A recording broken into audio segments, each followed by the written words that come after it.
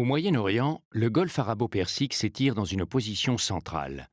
Sur la rive sud, l'État du Qatar occupe une péninsule de moins de 11 500 km², près de 200 fois plus petite que l'Arabie saoudite.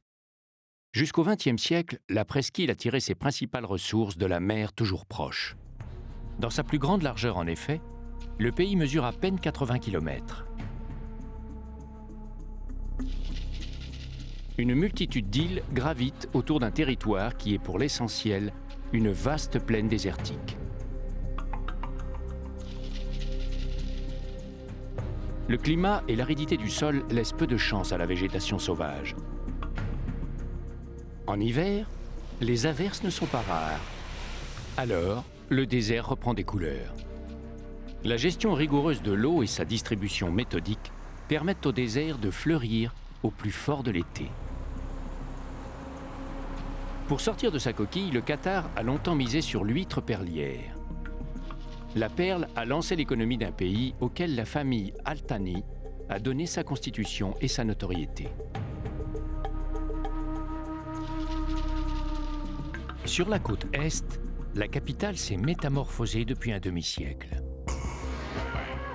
Doha abrite 80% de la population nationale.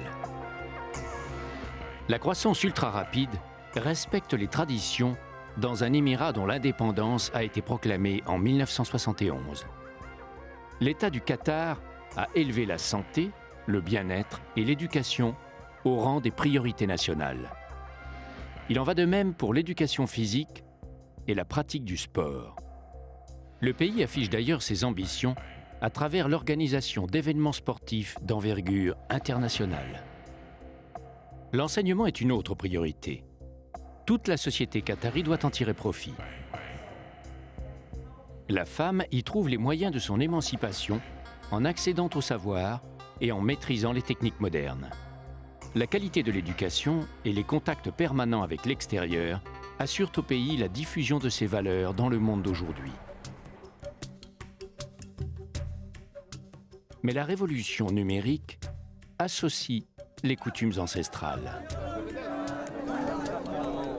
Le tiers seulement de la population est originaire du pays.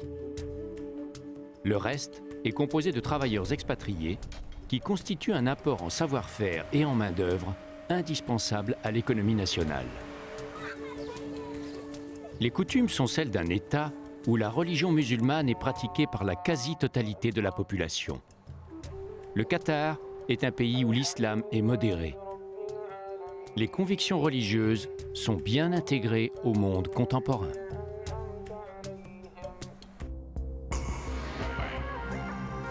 L'intégration de l'habitat dans l'environnement révèle le même sens de l'adaptation.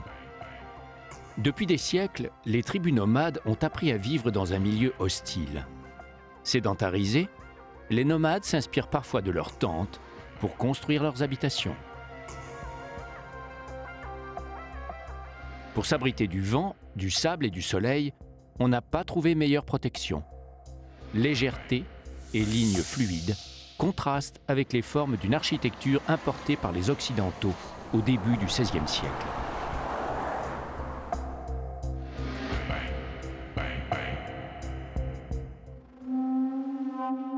Le pays alluma beaucoup de convoitises dès le milieu du XXe siècle.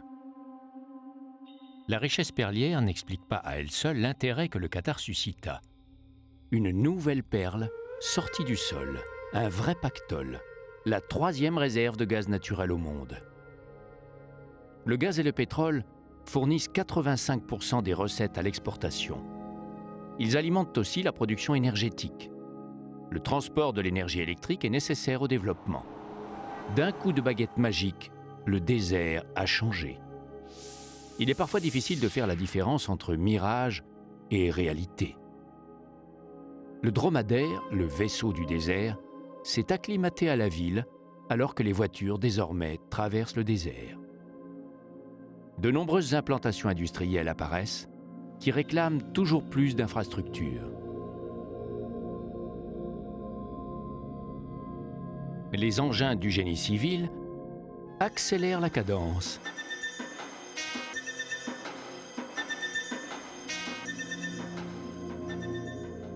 Le Qatar traverse le temps à grandes enjambées.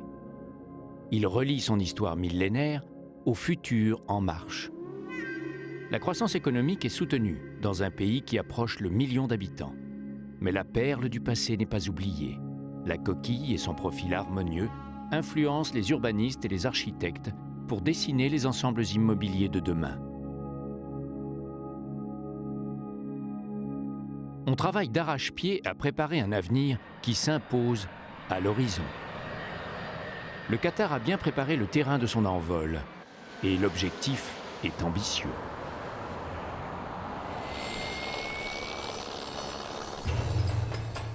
Aux marges du désert, un pays crée des formes nouvelles, les formes de son avenir.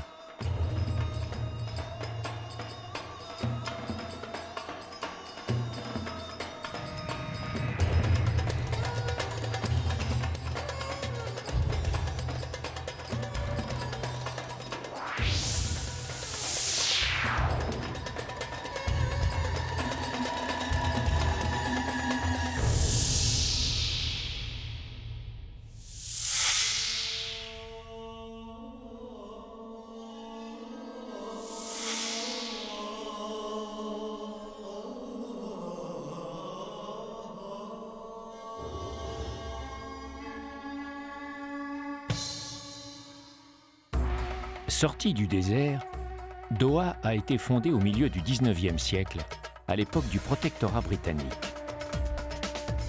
Sur le front de mer, la corniche déroule 7 km dans la perspective futuriste du quartier de West Bay.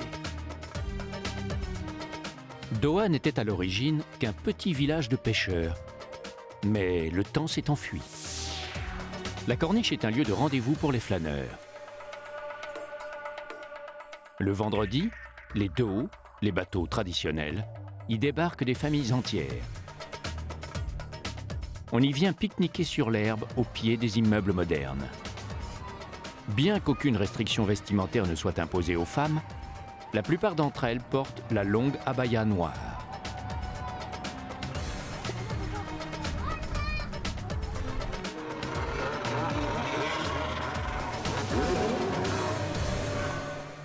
À l'extrémité de West Bay, les premiers architectes déjà avaient fait preuve d'originalité. Aujourd'hui, une véritable forêt de gratte-ciel a vu le jour. Pourtant, il n'était pas nécessaire de construire en hauteur, car l'espace ici n'a jamais manqué. Les buildings sont les signes extérieurs de la réussite, et Doha voit l'avenir en grand.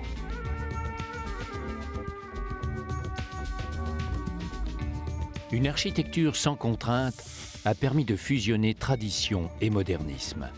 Ibrahim Jaïda, architecte. Le ciel est la seule limite ici au Qatar pour un architecte. Dans beaucoup d'endroits en Europe et en Occident, on est très limité par les constructions avoisinantes. Ici, la seule limite, c'est le ciel en termes de style, de hauteur, de fonctionnalité. Il y a beaucoup d'idées osées ici au Qatar. Et pourquoi pas des gondoliers vénitiens godillant au pied des immeubles? Oui, souvent, il suffit d'oser. Car les moyens sont à la hauteur des ambitions. Mais ce n'est sûrement pas si simple. Le problème le plus important, c'est l'échelle, car ici, on n'a pas l'habitude de construire en hauteur. Traditionnellement, on construit de manière horizontale, donc le défi est de construire très haut tout en conservant notre identité. Plus on construit haut, plus on risque d'oublier notre identité. Partout, les lignes orientales rivalisent en élégance avec les courbes occidentales.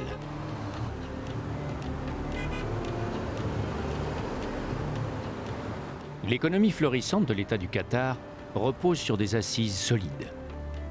Le gouvernement a choisi de diversifier ses ressources en faisant de la capitale une importante place financière.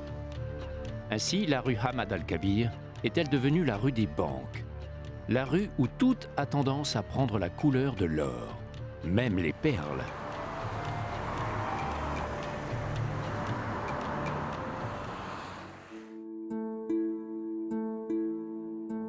Mais ici, personne n'oublie que tout a commencé avec des perles pêchées au fond de l'eau, au prix d'efforts considérables.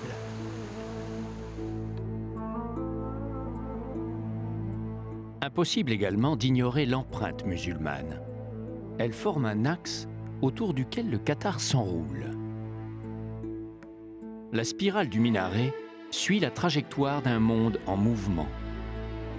Toutes les composantes de la société traditionnelle restent bien présentes, mais elles sont actualisées. L'architecture en est un bel exemple à travers le musée des arts islamiques. Son jeu de cubes subtils a été conçu par l'auteur de la pyramide du Louvre, l'architecte américain Pei. Madame Sabia Al-Khemir dirige le musée. Quand on lui a demandé de dessiner le musée des arts islamiques à Doha, Yoming Pei s'est engagé dans un long voyage à travers le monde islamique. Il s'est mis à la recherche de l'essence même de l'architecture islamique et ce voyage l'a conduit d'Afrique du Nord en Irak, en Égypte, partout au Moyen-Orient. Et ce qu'il a fait, c'est tracer pour l'architecture islamique traditionnelle la voie vers la modernité. Les objets présentés viennent de 3 continents. Ils couvrent 13 siècles d'une civilisation brillante.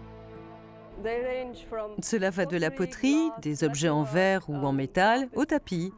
En fait, des objets en glaise jusqu'à la soie, et de Cordoba en Espagne jusqu'à Samarcande en Asie centrale. Un vaste périmètre géographique, et du 7e siècle, des origines de l'islam, jusqu'à nos jours. À proximité du musée et à l'ombre rectiligne des gratte-ciel, un chantier naval hors du temps construit encore les dos selon les techniques anciennes. Le dos est une embarcation très répandue dans l'océan Indien et notamment le long des côtes du Golfe. Il est en principe fabriqué en teck, un bois imputrescible.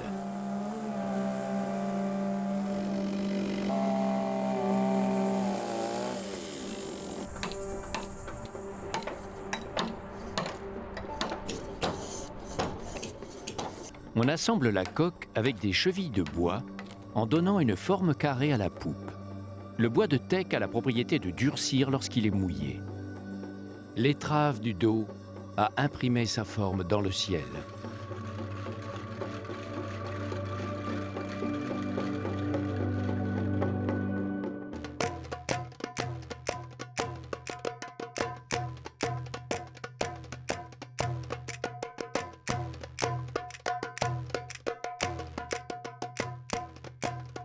Autre tradition, le souk, un mot qui en arabe désigne le marché installé dans la vieille ville. Le vieux souk de Doha a été restauré, mais il a conservé ses activités réparties en différents secteurs.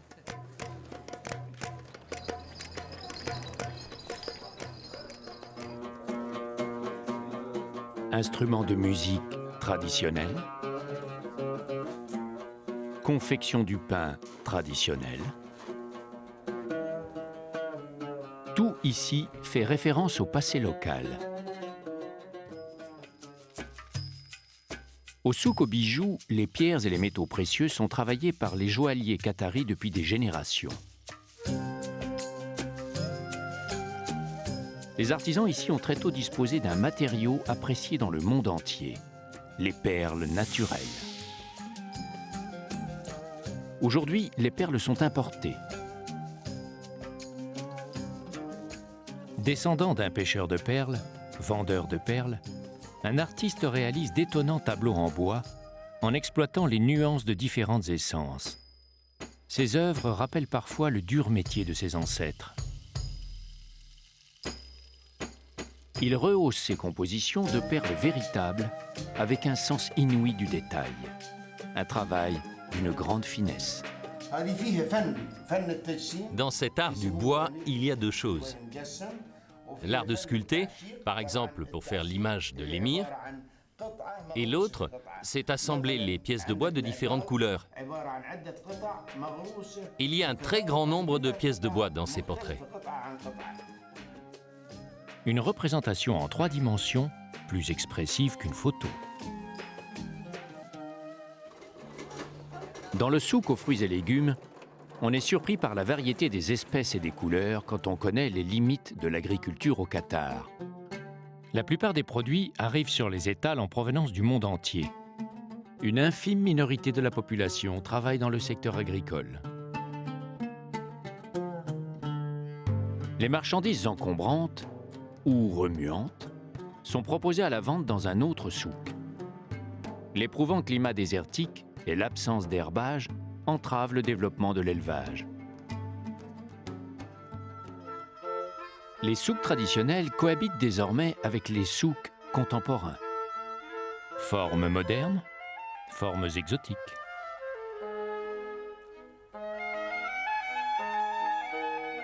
À l'intérieur, l'air est toujours frais et aucune brise ne viendra chasser les nuages de la voûte céleste.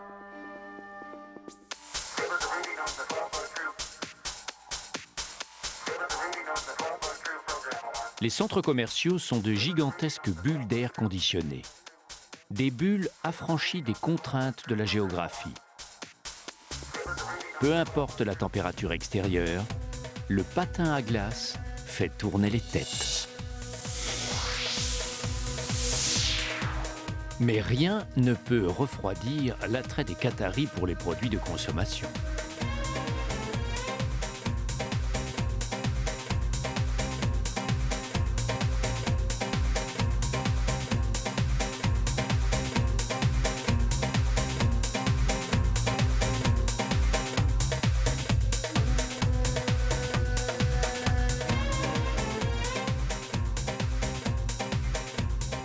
Autre plaisir des Qataris, le parfum.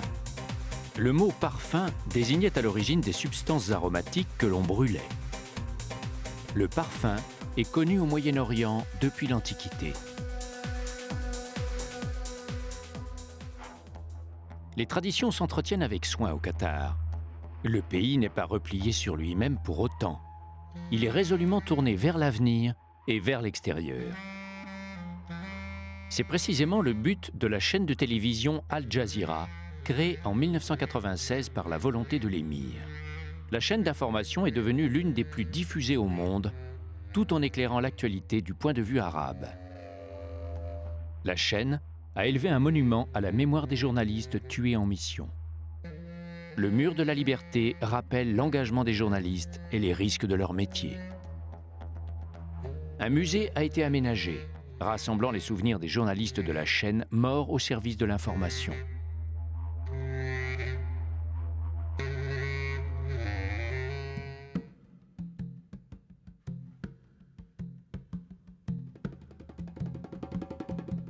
Pour préparer l'avenir, le Qatar a créé la Fondation du Qatar, dirigée par son Altesse royale, l'épouse de l'émir en personne.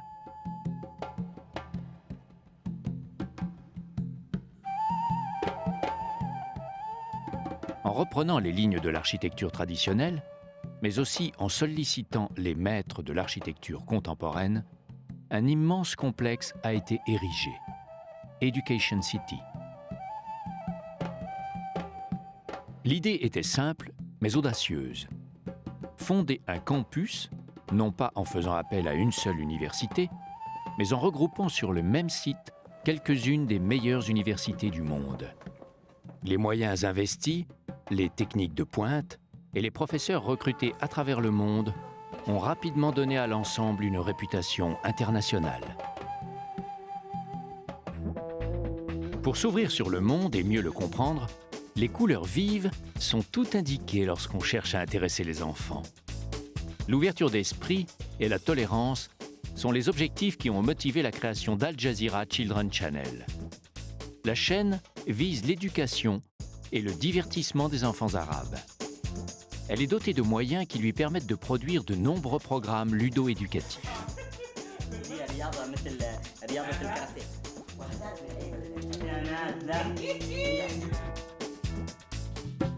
L'ampleur des réalisations de la Fondation du Qatar donne la mesure de ses ambitions. Le nouveau centre de congrès sera le plus vaste du Moyen-Orient. Les palmiers ne reconnaissent plus leur désert. Le Qatar a vu les choses en grand autour du stade Khalifa. À la pointe de l'architecture sportive, la cité des sports est dominée par une tour de 320 mètres en forme de flamme.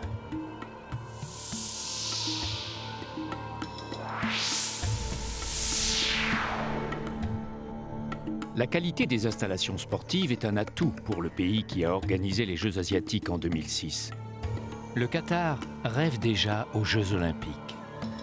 Pour déclarer sa flamme olympique, les infrastructures sont évidemment un atout majeur.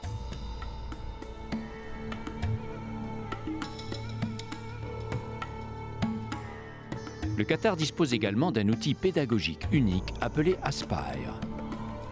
L'encadrement des champions en herbe est la vocation de l'institution. Le Qatar veut favoriser la réussite sportive. Il nourrit par là l'ambition d'imposer son nom à l'échelle mondiale.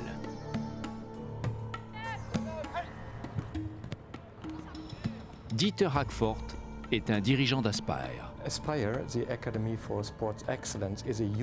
Aspire, l'Académie pour l'excellence dans le sport, est unique. Non seulement elle est dotée des infrastructures les plus performantes, mais elle possède les meilleurs programmes pour l'éducation des jeunes athlètes. Le but est d'en faire des sportifs de haut niveau. L'idée de base est de créer ici des champions et aussi de développer la culture du sport au Qatar. L'ascension des sportifs qataris sur la scène internationale est à ce prix. Les jeunes sélectionnés sont entièrement pris en charge. Ils partagent une vie communautaire où les cours généraux font partie d'un emploi du temps chargé.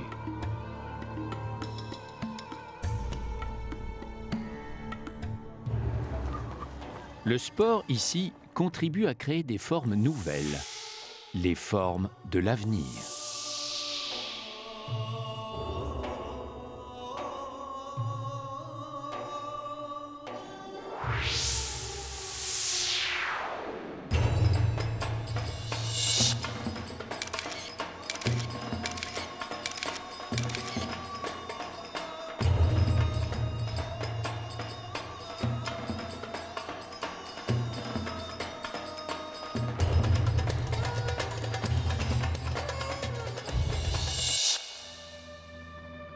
L'organisation de grandes rencontres sportives donne au Qatar une notoriété mondiale. Mais il a fallu d'abord vaincre le désert.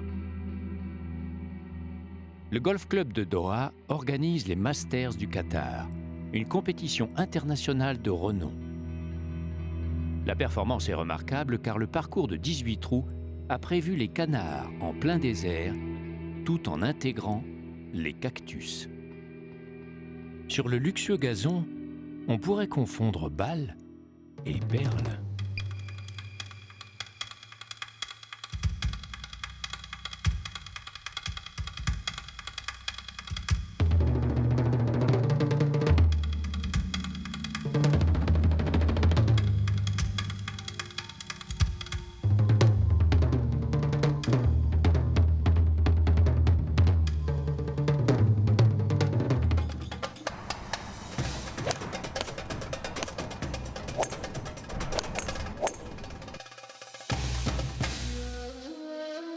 Le cheval a toujours accompagné les populations nomades au Moyen-Orient. Il appartient à la culture arabe depuis des siècles. L'élevage et le dressage ont trouvé au Qatar une terre de prédilection. Le cheval est une des grandes passions de l'émir. Ses haras sont réputés dans le monde entier et ses chevaux accumulent les récompenses.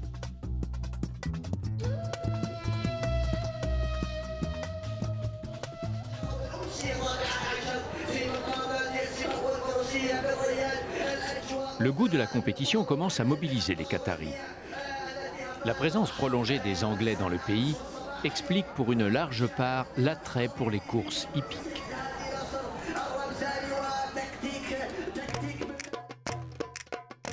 Le faucon est un autre animal fétiche au Qatar.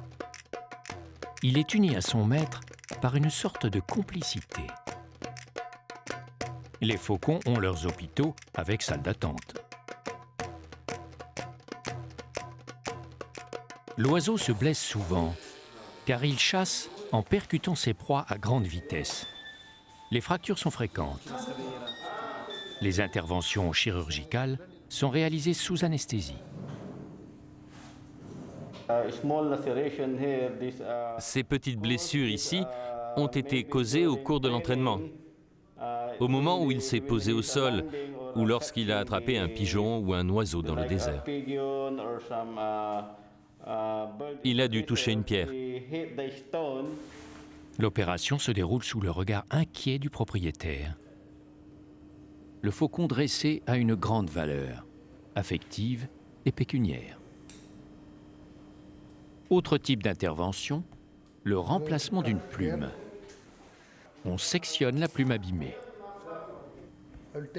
Chaque plume est référencée selon sa taille et son emplacement.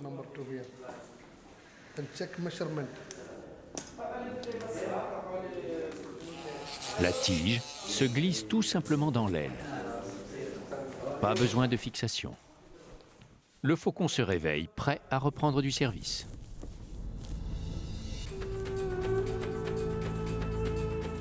Rendez-vous dans le désert pour une partie de chasse. La proie va être lâchée.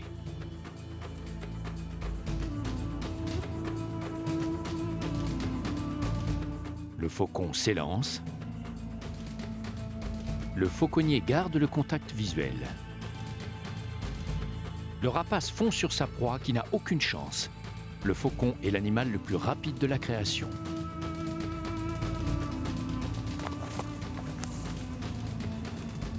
Un autre faucon prend son envol.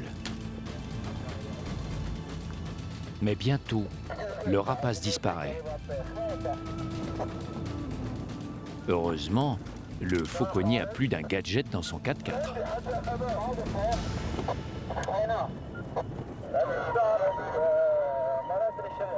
On a retrouvé le faucon. La proie s'était réfugiée dans un buisson. Une fois débusquée, elle est aussitôt attrapée par le rapace. La récompense du chasseur, il peut dévorer sa victime.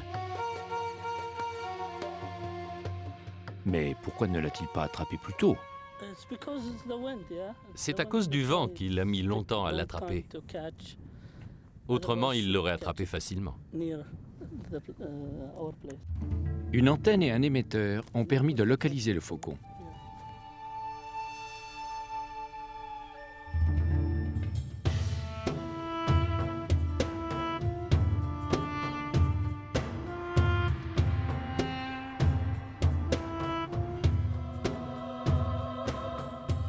Cap vers l'ouest, à travers le désert. Des silhouettes familières apparaissent. Un autre animal traditionnel. À l'horizon, un camp de tente a été dressé à la manière des Bédouins.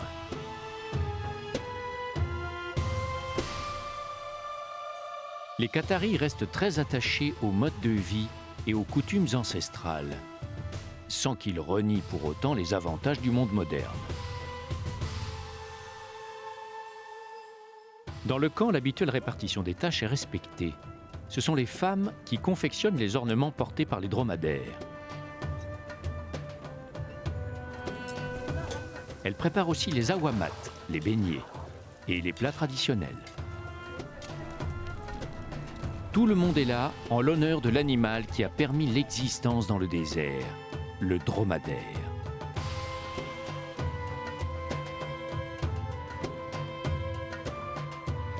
Pour le dromadaire, un grand jour commence par une bonne douche.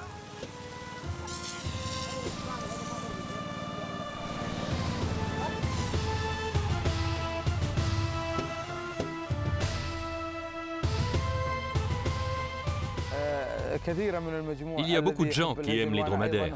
Pour moi, c'est un hobby. Ici, on aime les courses de dromadaires. Vous savez, j'ai gardé mon âme de bédouin. Les courses de dromadaires. L'événement suscite l'engouement des Qataris.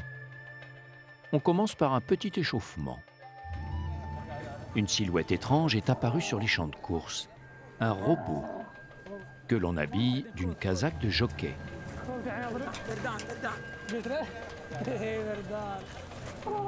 La cravache est commandée à distance par la voix ou par pression sur un porte-clés. À l'origine, les dromadaires étaient montés par des enfants. Les Qataris ont été les premiers à adopter les jockeys robots. Désormais, tous les jockeys ont le même poids. Quand vient le moment du départ, les dromadaires doivent s'aligner dans le sens de la course. Le règlement ne prévoit pas d'exception.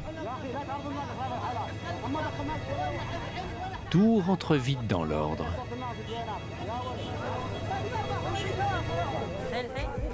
Prêt? Partez! Les dromadaires s'élancent, accompagnés par le peloton des voitures.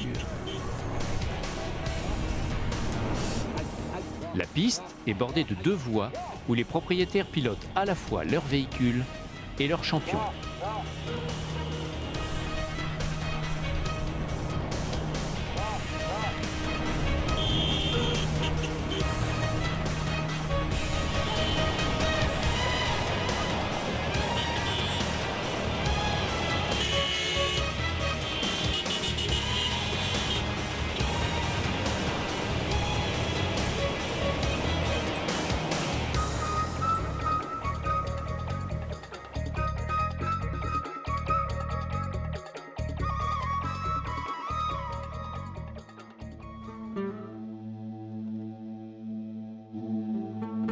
Dans leur enclos, les femelles semblent bien agitées. Elles n'ont pas oublié la mise en pli. Elles ont sorti leurs plus beaux atours. Que se passe-t-il? Un jury de connaisseurs va désigner la plus jolie d'entre elles.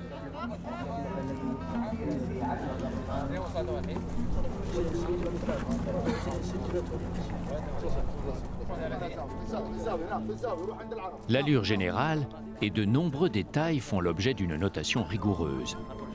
Un concours de beauté ne peut souffrir aucune contestation.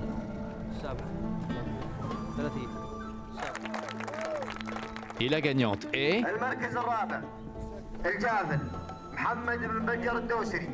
Une nouvelle star est née et le concours se termine en danse et en chanson.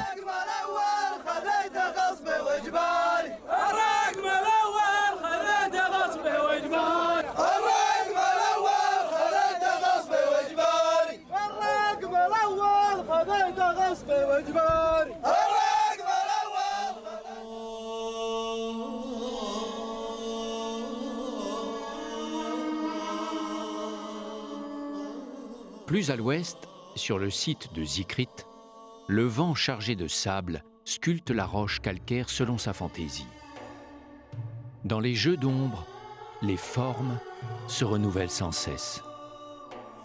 Ici aussi, la créativité a le ciel comme seule limite.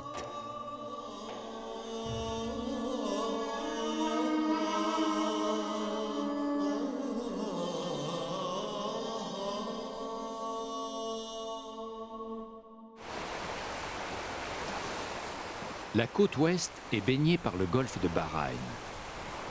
Les larges plages pourraient accueillir les baigneurs en grand nombre, mais l'activité ici est entièrement dédiée à l'exploitation du pétrole. La côte occidentale concentre en effet les principaux puits de pétrole du pays. Les oléoducs serpentent à travers toute la région. Le pétrole a été découvert ici par les Anglais à la fin des années 1930. Le Qatar entrait dans une ère nouvelle. Au départ de la capitale et en prenant la direction du nord, le désert retrouve vite ses droits. Plus on avance et plus on s'enfonce dans un paysage inhospitalier. Le désert néanmoins n'est pas qu'une vaste étendue sans vie. Surprise, on y rencontre des cultures sur des parcelles soigneusement délimitées. Autre surprise, les cultures y sont d'une grande variété. Mais la végétation ne peut survivre sans l'appui d'une irrigation systématique. On réussit même à cultiver des tomates grâce à une gestion rigoureuse de l'eau. Pour certains légumes, le Qatar fournit 70% de sa consommation.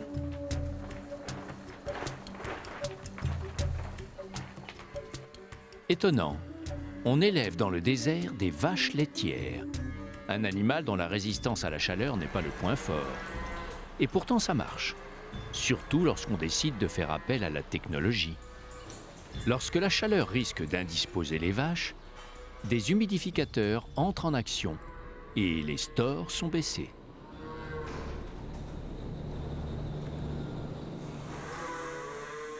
La traite des vaches se déroule dans un environnement quasi aseptisé. Et l'informatique intervient à tous les stades de la production. Hussein Salem.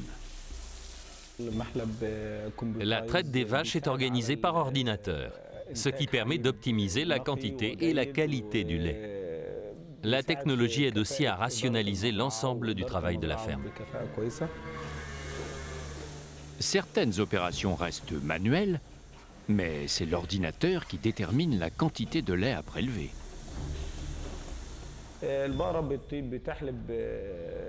On traite les vaches 2 ou 3 fois par jour. Chaque vache a un numéro et elle porte un transpondeur en liaison avec un ordinateur qui traite toutes les données sur l'animal.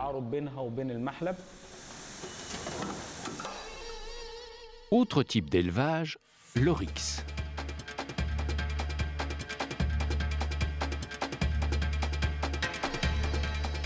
L'animal emblématique du Qatar vivait à l'état sauvage dans la région, mais il a bien failli disparaître. Les gazelles font également partie de la faune locale. Elles ont été décimées par les chasseurs, mais elles prospèrent aujourd'hui dans des fermes d'élevage. On les apprécie pour leur viande et leur cuir.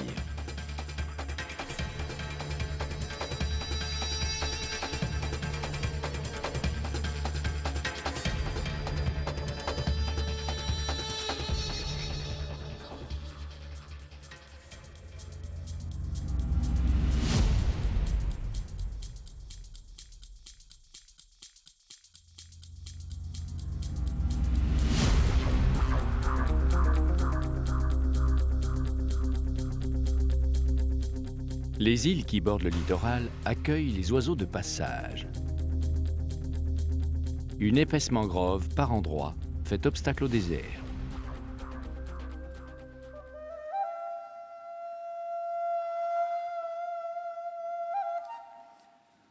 Plus au nord, la route du désert se rapproche de la mer. Les localités sont tournées vers le golfe et leurs ressources en dépendent. Les dos ne servent pas à la promenade, mais à la pêche.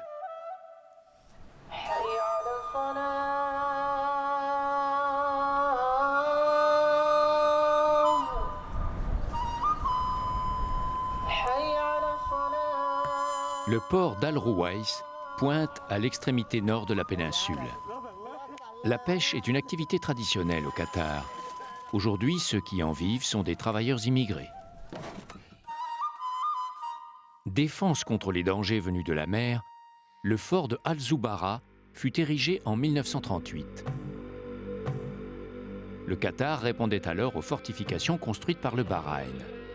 La région se trouvait déjà au cœur d'un trafic commercial très dense. Mounir Taha est archéologue. Au XVIIIe et XIXe siècle, Zoubara a été un centre commercial pour l'ensemble de la région du Golfe arabique.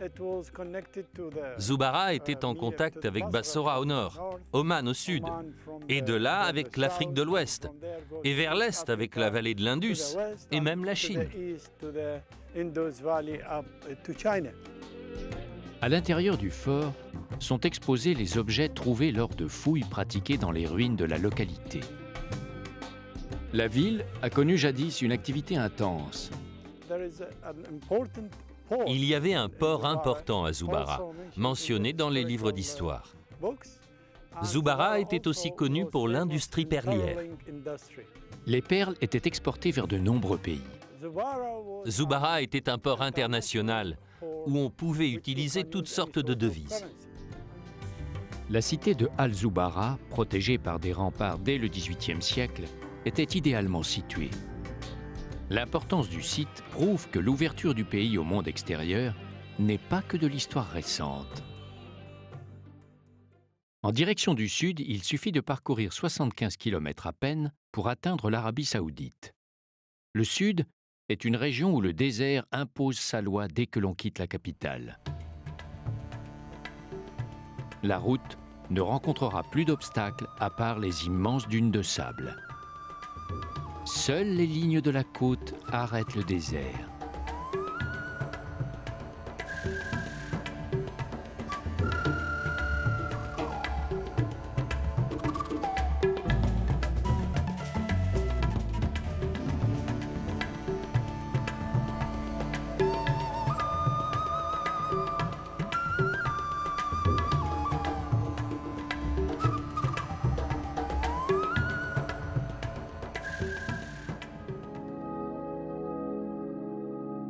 Soudain, derrière la montagne de sable, surgit un des fleurons de l'économie qatari, l'énorme complexe industriel de Messaïed. On y traite notamment le gaz naturel, qui constitue la principale richesse du pays. Un fabuleux gisement, un des plus vastes du monde, a été découvert au Qatar au début des années 1970. Les équipements mis en place à Messaïed sont à la pointe de la technologie. Il s'agit de refroidir le gaz naturel pour le liquéfier et permettre son transport sous une forme stable et peu volumineuse. Une véritable ville industrielle a été créée de toutes pièces. Et les installations de Messaïed se développent sans cesse. Si la consommation mondiale de gaz naturel se maintenait à son niveau actuel, et si le Qatar maintenait le rythme de ses exportations, on estime que l'exploitation des réserves pourrait se prolonger pendant plus de 2 siècles. L'avenir du pays commence ici.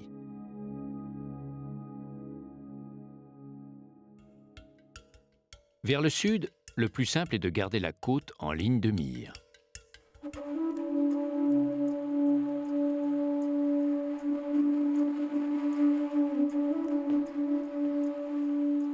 Une improbable oasis se détache entre mer et désert.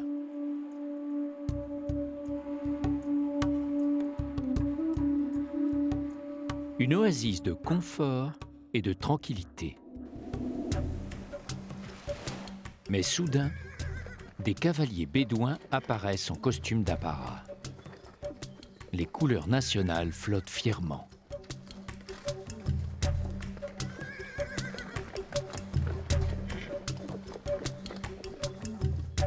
Étonnant, un déjeuner sur l'herbe et de jeunes supporters qui annoncent la couleur. Explication, le vélo.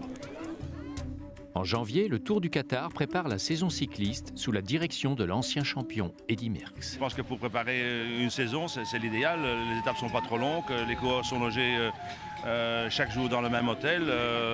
Donc c'est l'idéal pour préparer et pour améliorer sa condition.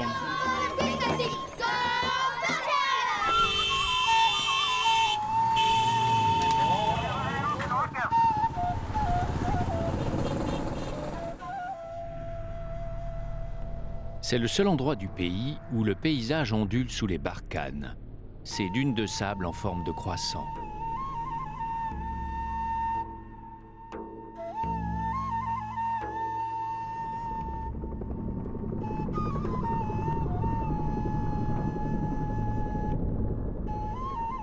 Traces, silhouettes,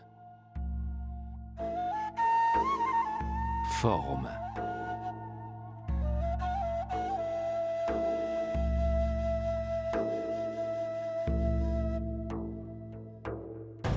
Le 4x4 dans les dunes est devenu le loisir favori des Qataris.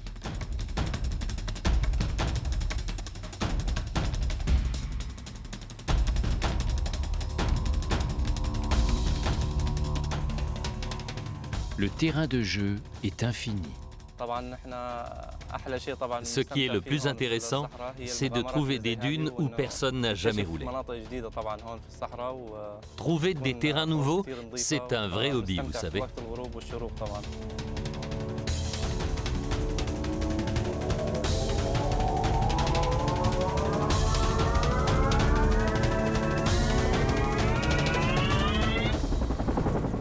Le terrain de jeu se renouvelle, car le vent régulièrement efface les traces. Et le désert se prête aux véhicules de tout genre.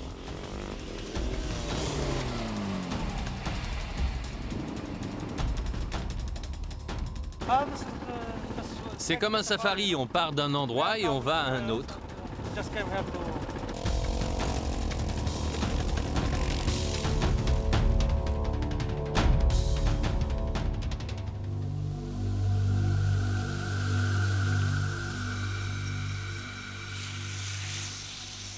La côte au sud mène à un détroit qui donne accès à une petite mer intérieure. De l'autre côté, c'est l'Arabie Saoudite.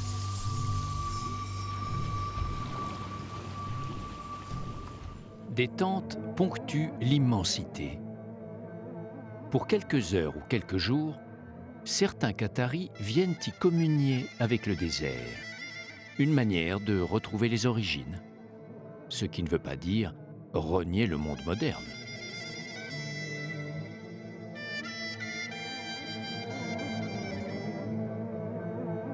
La chambre n'est pas en toile et la climatisation fait vite oublier la température extérieure.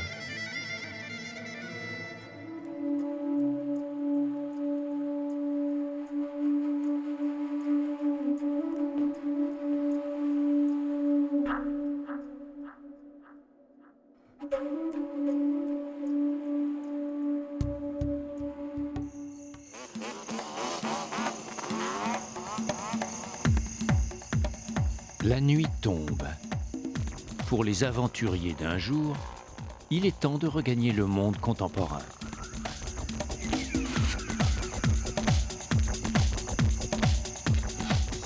La réalité se fond alors dans un mirage moderne, un gymkhana hallucinant.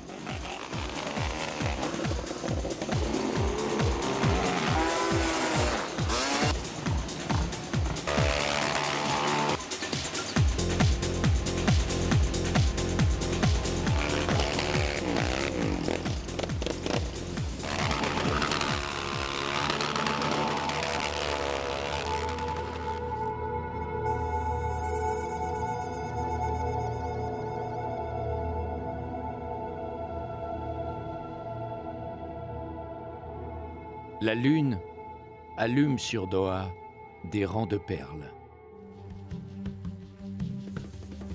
Le désert s'est retiré, mais les repères sont restés, modernes ou traditionnels. La maison, comme une tente, s'est illuminée pour la fête. Au pied des gratte-ciels subsistent les coutumes ancestrales. La mosquée aussi est un repère. On célèbre un mariage. Les invités viennent présenter leurs hommages. Les hommes se réunissent ici, les femmes sont ailleurs. Comme dans le désert, les cafetières chauffent.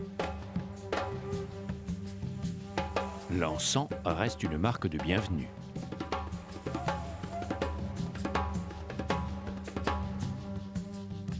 Comme les dates. Au cœur de la ville moderne, la tradition et le présent.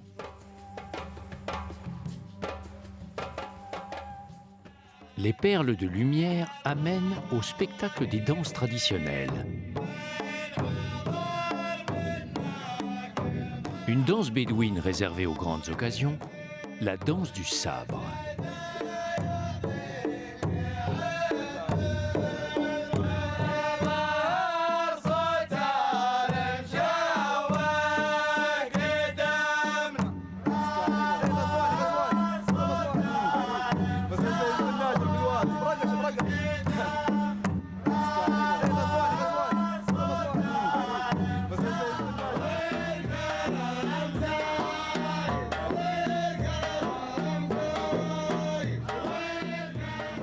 Après les danses, le repas. De l'agneau et du riz, c'est le makbouz, le plat traditionnel. On mange avec la main droite, uniquement la main droite.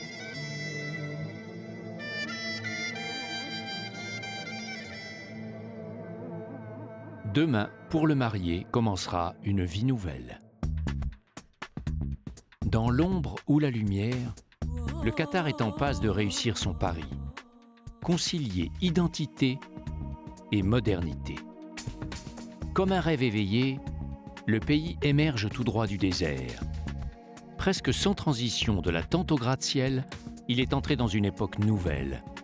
Il faut se frotter les yeux aujourd'hui pour croire ce que l'on voit. Les poètes arabes voyaient jadis dans les perles les larmes de la lune. Les perles contemporaines ont bouleversé la vie des Qataris, mais pas les valeurs essentielles. Elles sont devenues perles d'avenir.